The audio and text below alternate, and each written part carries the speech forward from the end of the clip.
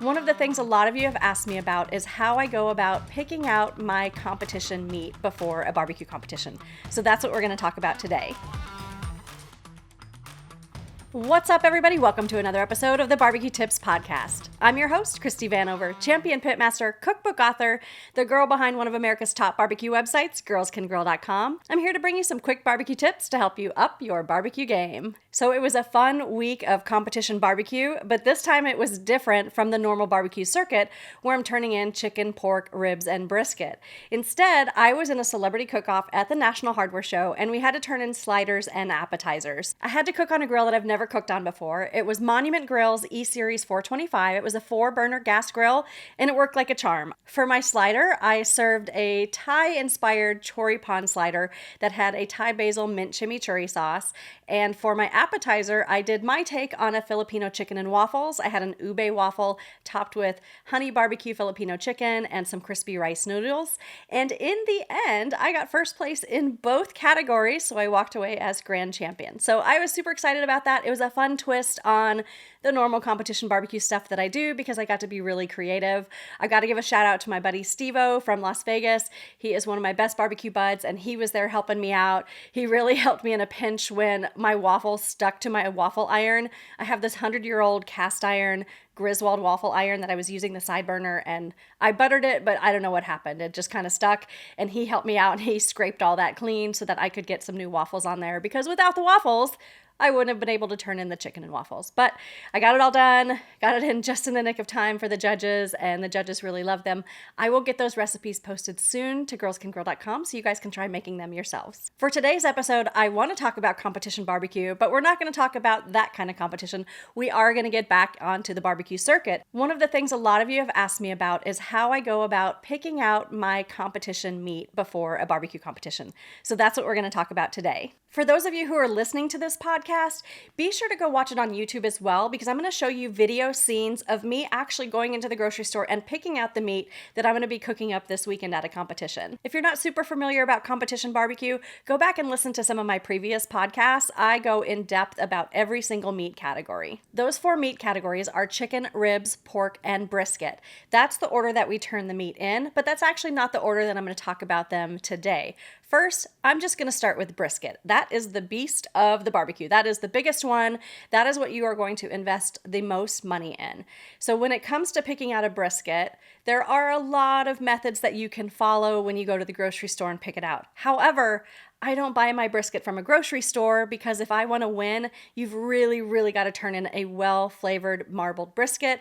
For me, that means choosing Snake River Farms. So I always order my briskets at snakeriverfarms.com, and they have 2 different styles of briskets. They have a black and a gold. If you go with the Wagyu, I think they have a prime brisket too, but we're talking Wagyu here because that's what it takes to win. I have cooked a black grade before, but I have the best results on the competition circuit with the gold grade briskets. They do cost more, so you're going to need to calculate that into your overall budget as you're planning to compete on the circuit.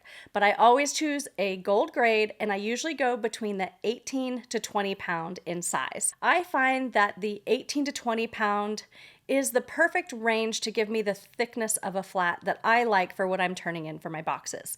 So again, there's no going to the grocery store and figuring out how flexible the brisket is or choosing a left brisket versus a right brisket. A lot of people have concepts about doing that if they go to the store. It is a little risky. It's kind of a roll of the dice because you basically just order it online and you get whatever they ship to you. You don't have a lot of say in what you get. I will say probably 90% of the time, the briskets are fantastic.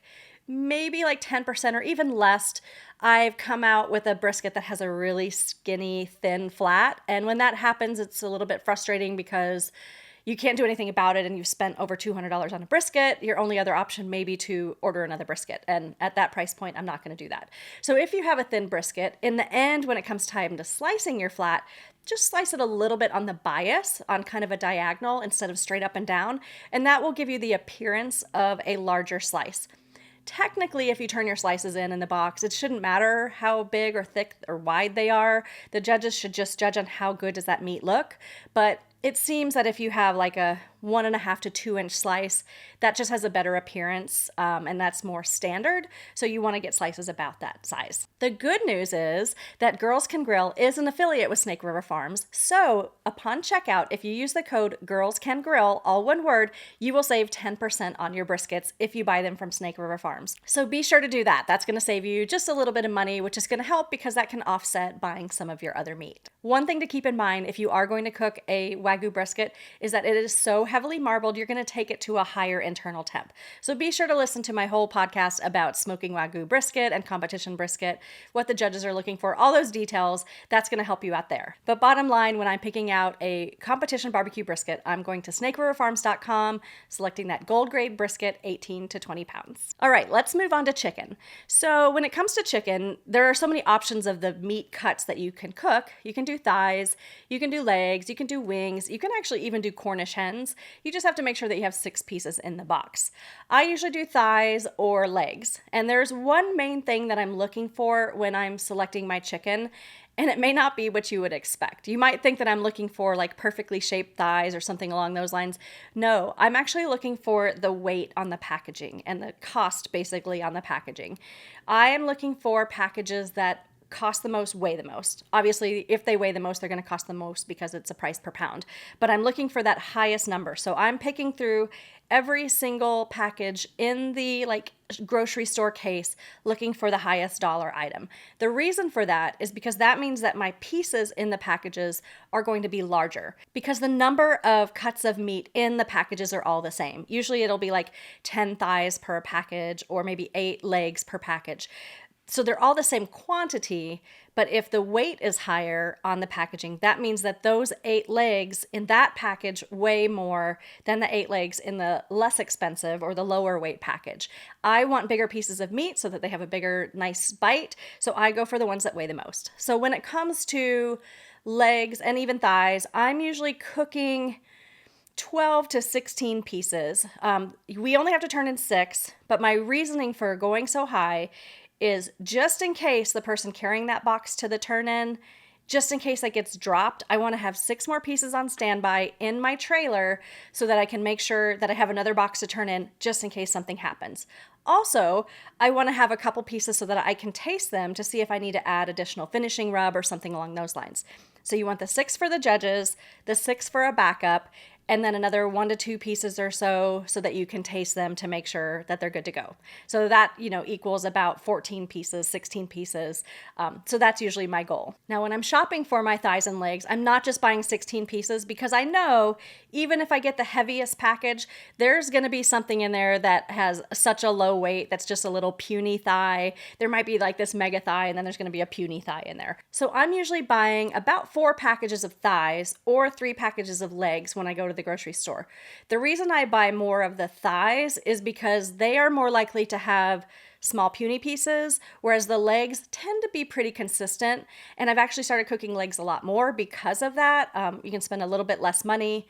For us, I go to Sprouts, I get their legs, and they run like $10 or so per pack, so I'm spending about $30 on my chicken legs. Now, when I'm looking at the meat itself, which is still important, not just the weight, I'm looking for white skins, for brightly colored skins, nothing that looks slimy or maybe yellow. I'm looking for skins that don't have like red blotches on them, because sometimes when they go through the butcher process and they're cutting the bones and stuff, sometimes there will be some like bone marrow that kind of leaks out onto the skins and discolors the skins. You don't want that. You want your skins to look as bright and fresh and clean as possible. And then from there, the meat, you really can't see it in the packaging. So that's just kind of a gamble. And that's where brand really makes a difference, to where you'll taste different meats as you practice and you'll see which ones hold moisture really well, which ones taste good, which ones are the best. So for me, again, right now I'm cooking the Sprouts chicken legs. And when it was thighs, I was doing the Winco Foster Farms chicken thighs. And both of those have performed really well for me. All right, next up, let's talk about ribs. When it comes to ribs, you're most likely going to want to cook St. Louis style cut ribs. So with ribs, there's 3 cuts. There's the spare ribs, which includes the St. Louis cut plus the pork brisket bones on top. There are the St. Louis cut themselves, which have those brisket bones cut off. And there are baby back, which are from the loin area that are more arched. Most people in competition barbecue, I would say like 99.9%, are turning in the St. Louis style cut. And that's what I cook. I have cooked different brands. I've tried so many brands. I've tried Smithfield ETs when those were around. I've cooked Compart Duroc. Those always perform really well. I've cooked just like the commodity brands that you get at like Sam's Club. I've cooked Prairie Fresh. But what I always go back to is Hormel. I buy those at the Winco that's here locally in Las Vegas. And I'm really happy with those. I think they have a nice meatiness to them. They have a decent marble to them. And overall, they have just a good taste. When I buy them at Winco, most of the time they're frozen, which does make selecting them a little bit challenging because you can't feel them bend and you can't feel all of that. So what I'm really looking for is the meat itself and the marbling in the meat. So I'm looking at the top side first, and I'm looking for striations of fat intermixed with that reddish colored meat. You want to see that marbling in there because the more marbling that you have, that means the more flavorful they're going to be, the more tender, the more juicy they're going to be. When it comes to fat, though, you also need to look at kind of the fat pockets that are on top of the ribs themselves. There's going to be a big kind of fat pocket on the larger end of the ribs, and that's normal. Usually I'm cutting those bones off. But in the center section, that's the area where you're most likely going to turn in your ribs, or like the center 6 bones in the middle of that rack. You want to make sure there's no huge fat pockets on top of that, because if you were to cut off that fat, which you should before you cook them, it's going to leave a divot, which is going to make your ribs really uneven, and it's going to be like less meaty where you're cutting out that fat. So look at the top side of the ribs. A, look for the marbling in the meat, and then B, look for just a light amount of fat on top. And if it's light and it's thin, you can actually leave it. It'll add some flavor, or you can just trim it a little bit. But if it's thick, keep that rack right in this grocery store case and look for the next rack. Once I pick out some ribs that have that nice marbling, then I go ahead and flip them over and I look at the bones. I only cook 4 racks at a competition, so usually I'll pick out like 6 to 8 racks based on that marbling. Then I'll flip them over and I will look at the direction of the bones.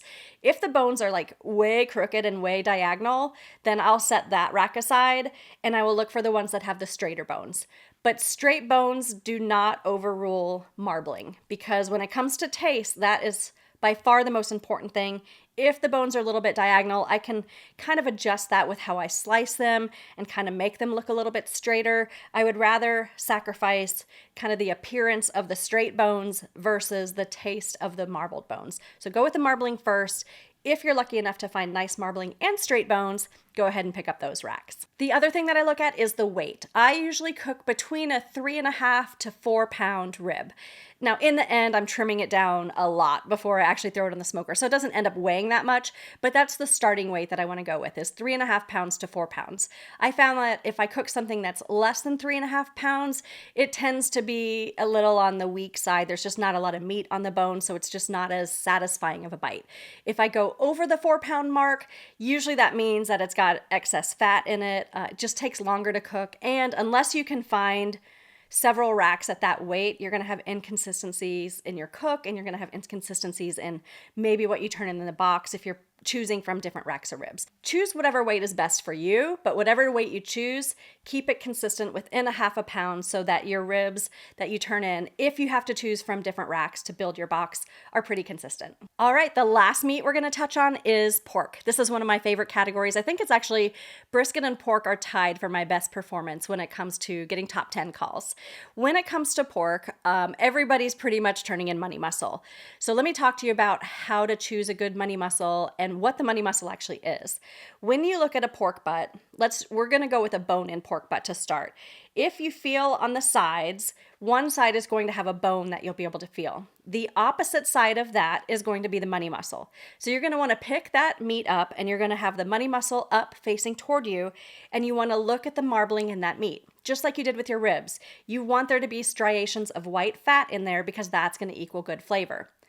But it's not just that. You want to think about the size, because when you're turning in money muscle medallions, you don't really want little puny ones. There's nothing, again, wrong with turning that in. The judges should not dock you down for that. But when it comes to appearance, you want to turn in as big of money muscle slices as you can within reason. So I'm looking at the top of that money muscle. I'm looking at the marbling, and then I'm kind of rubbing my hands over the top to kind of feel where the seams are naturally and how wide that money muscle actually is. Then I'm also looking at one end that tapers. So one end of the money muscle is going to be like a solid size, and then it kind of gets a little bit skinnier towards the opposite end. Sometimes that goes to the left, sometimes it goes to the right. Just depends on which shoulder that you're getting from the hog itself. But look to see that tapering. If that tapering starts really early, that means you're only going to get 3, maybe 4 slices out of that money muscle. That's not enough for me.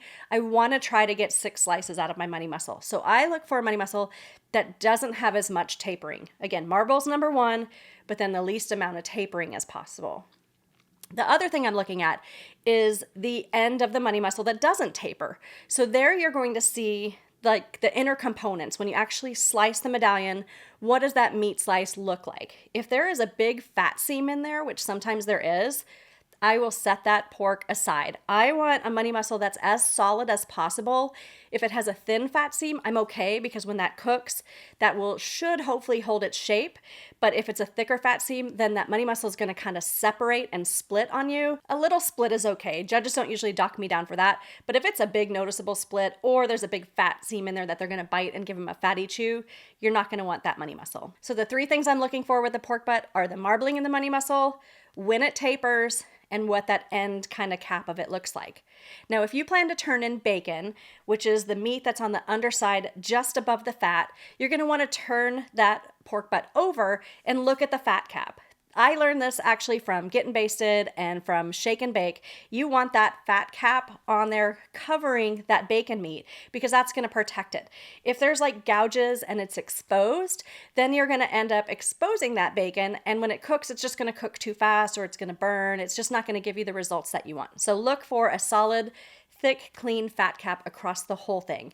Now, I wouldn't sacrifice a money muscle and choose a bad money muscle just because you have a full fat cap. What I would do is, if I loved the money muscle, but the bacon meat was a little bit exposed, as I'm trimming out the pork, you're going to end up with extra pieces of fat. You can save that fat and you can kind of band-aid or cover up the exposed meat and kind of like make a fake fat cap just to protect the bacon during the cook. But always I'm going to choose based on the money muscle first. When it comes to the weight on pork, I don't usually have a standard weight that I'm looking for. I'm just, again, going with that money muscle. And I'm also looking for more than 1 pork butt. I usually cook 4 money muscles, so I'm looking for money muscles that are consistent in size. I don't care what the rest of the weight of the pork butt is, because I'm not cooking that for competition. I'm hacking that off at home and I'm saving that for later, and I'm just cooking the money muscle itself. So I want 4 money muscles that are equivalent in size. That way, if I can only get 4 slices out of one money muscle and I need to go into another money muscle, they will at least be consistent enough in size to where you can't tell that they're from 2 different pork butts. Or sometimes I will turn in 5 slices from 2 different money muscles, and again, I want them to be pretty equal in size as I put them in the box. So look for money muscles that are pretty consistent in size. Don't worry about the overall weight itself of the pork butt. When it comes to brands, I am cooking Hormel pork butt as well. I buy that at Winco. I have tried all sorts of different brands, and to me, that's just the one that performs really well, so why change things if they work? All right, guys, I hope that helps you out at your next competition. As I mentioned earlier, I do have a competition this weekend. I'm going to be competing in Lake Havasu, all 4 meats, plus dessert, plus I'm doing People's Choice. I know, why do I do this to myself? I don't know. I just love barbecue. I also want to know from you guys, like, what else do you want to know about competition barbecue or barbecue in general? So leave a comment. Let me know if this has been helpful for you. Let me know what else you want me to share, because I'm an open book. I like sharing all my tips and secrets with you guys to help you become better barbecuers. As always, guys, you can find thousands of barbecue tips and hundreds of barbecue recipes at girlscangrill.com. You can also find me on all the socials at Girls Can Grill. Be sure to hit subscribe so you never miss an episode. If you're competing this weekend, best of luck and happy grilling.